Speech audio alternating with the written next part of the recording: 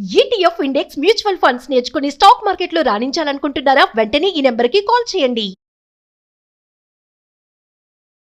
నమస్కారం అండి, డాక్టర్ శ్రీ ఆచార్య అనంతకృష్ణ స్వామి గారు. నమస్కారం. అసలు క్లాసెస్ ఎప్పుడెప్పుడు ఉండబోతున్నాయి? చాలా మంది అడిగేది క్లాసుల వివరాలు చెప్పండి అని. ఒకసారి దాని గురించి. మనకి 2024 14th జూలై మనకి హైదరాబాద్లో ఉందమ్మా. అలాగే 28 జూలై బెంగళూరులో ఉంటుంది. 14th ఆగస్ట్ వచ్చి విజయవాడలో ఉంటుంది. 11th ఆగస్ట్ వచ్చి అనంతపూర్లో ఉంటుంది. అలాగే మనకు 25 ఆగస్ట్ వచ్చి మనకు స్పెషల్ క్లాస్ ఉంది. స్పెషల్ క్లాస్ మ్యాక్సిమం అటెండ్ చేసే వాళ్ళు ఒక రెగ్యులర్ క్లాస్ అటెండ్ చేసే ప్రయత్నం చేయండి. చేస్తే మీకు స్పెషల్ క్లాస్ చాలా బాగా అర్థమవుతుంది. అలాగే 1st సెప్టెంబర్ వచ్చి విశాఖపట్నంలో ఉంటుంది. అలాగే 8th సెప్టెంబర్ వచ్చి తిరుపతిలో ఉంటుంది. అలాగే మన 15th సెప్టెంబర్ వచ్చి మళ్ళీ రాజమండ్రిలో ఉంటుంది.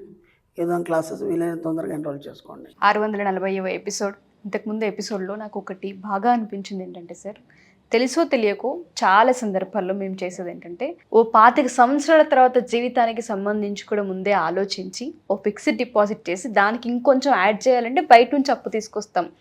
పరిస్థితులు మారుతాయి అన్న హోప్ని కానీ ఆ విజన్ని కానీ ముందు మేము చూడం. అదే 25 సంవత్సరాల పాటు అలా ఆ ఆలోచనే వెళ్తూ ఉంటుంది. దాన్ని మార్చుకోవాల్సిన అవసరం ఉంది. 25 సంవత్సరాలతో జీవితం ఇలా ఉండదు అన్న ఆలోచన మాకు రాలేదు అంటే ఇటువంటివి చాలా మిస్టేక్స్ జరుగుతూనే ఉంటాయి డైలీ లైఫ్లో. జీవితం మారాలి అన్న, ఆలోచనలు మారాలి అన్న ఏ విధంగా?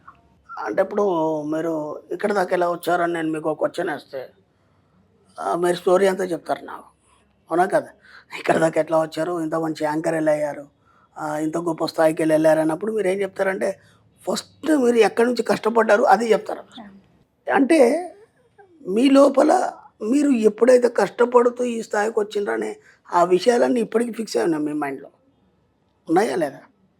అంటే మీరు ఎంత ఎదిగినా అవి వెనక్కి లాగుతుంటాయి. తర్వాత ఏదైనా సందర్భం వస్తే ఇంతకంటే ఏమైతుంది, ఇంతకుముందు మనం కష్టపడలేదా, అర్థమవుతుందా ఇక్కడ లాజిక్ అన్నప్పుడు ఏమవుతుంది, మళ్ళీ మీ లైఫ్ ఎక్కడో కాడ మళ్ళీ వెనక్కి తీసుకెళ్తుంది.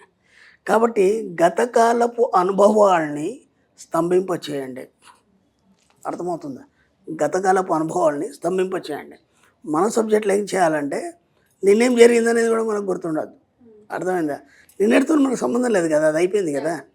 కాబట్టి మనం ఏం చేస్తామంటే ప్రతిసారి ఎవరైనా కొద్దిగా కదిలిస్తే ఫస్ట్ సానుభూతికి మనం లొంగిపోతాం. ఓకేనా? ఎవరైనా మనం ఏదైనా సానుభూతి చూపిస్తే చాలా ఇష్టం మనకి. నువ్వు చాలా గొప్పదానివి, నువ్వు చాలా కష్టపడ్డావు. సామాన్యంగా మనం ఇంటికి ఎవరైనా ఒక అతిథి వచ్చాడు. మన అతిథి వచ్చినప్పుడు మన పిల్లలకి మన నాన్న గురించి చెప్తాడు, మన అమ్మ నాన్న గురించి చెప్తాడు. ఎందుకంటే వాడికి ఎప్పటి నుంచో మనం తెలుసు కాబట్టి వాడు ఏం చెప్తాడు, మీ నాన్న చాలా కష్టపడి పైకి వచ్చాడు కాబట్టి మీరు కూడా చాలా కష్టపడి పైకి రావాలి. అంటే వాడు రిక్షా తొక్కితే వీడు రిక్షా తొక్కాలి. ఒక్కసారి ఆలోచించండి, ఏం నేర్పుతున్నాం మనం పిల్లలకి, ఏం నేర్పుతున్నాం? నేనేమంటానంటే అసలు మీ కష్టం గురించి మీ పిల్లలకు చెప్పకండి. ఎందుకంటే అది మైండ్లో సబ్కాన్షియస్ మైండ్లో ఫిక్స్ అయిపోయి వీడికి కూడా అదే ఆలోచిస్తాను, నేను కూడా చాలా కష్టపడాలి, సిటీ వెళ్ళాలి, జాబ్ ఎత్తుక్కోవాలి. మనకు చాలా మనం రీల్స్లో కానీ లేకపోతే కొందరు ప్రముఖుల ఇంటర్వ్యూలో చూస్తాం, నేను మొట్టమొదటి సిటీకి వచ్చాను, వచ్చినప్పుడు ఇలా తిరిగాను, ఇదే రోడ్ల మీద తిరిగాను. అవన్నీ ఎవరికి అవసరం? నిన్ను విశ్వం గుర్తించి వేల లక్షల జనాల్లో నేను ఒక వీఐపీగా నిల్చోబెట్టింది కదా, అవునా కదా?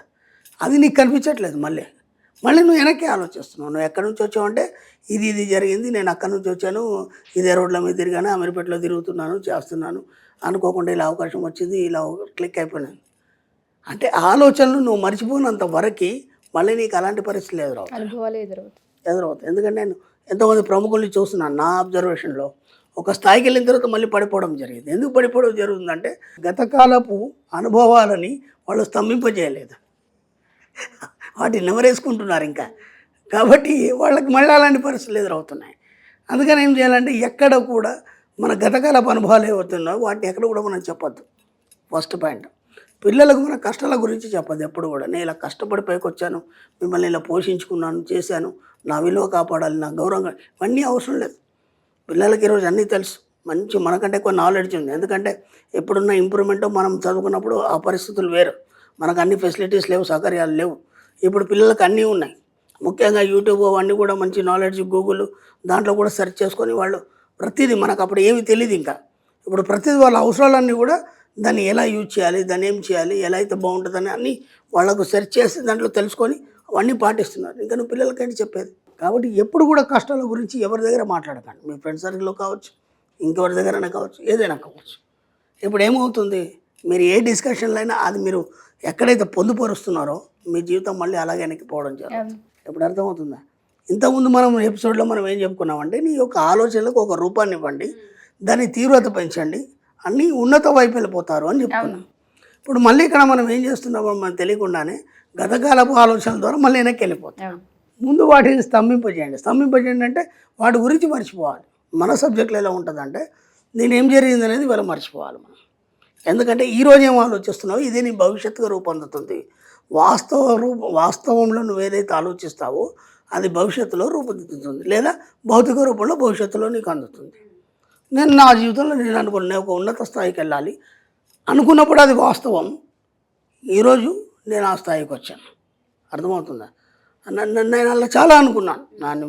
నాకు ఇప్పుడు ఈరోజు టీవీలో కూర్చుంటాను, మాట్లాడతాను, ఇవాళ ఇంతమంది జనాలకు తెలుస్తాను. ఇది కాదు నేను ఊహించింది. నేను ఒక ఐకాన్గా, ఒక విఐపిగా నేను ఒక స్థాయికి వెళ్తాను. అది ఎలా అనేది నాకు తెలియదు. విశ్వం ఇలా డిజైన్ చేసింది. అర్థమవుతుందా? నేను ఇంతకుముందు కూడా ఎపిసోడ్లో చెప్పాను, మీకేం కావాలో మాత్రమే చెప్పండి, ఎలా అనేది మీకు సంబంధం లేదు. అది విశ్వం డిజైన్ చేసి మీకు ఇస్తుంది.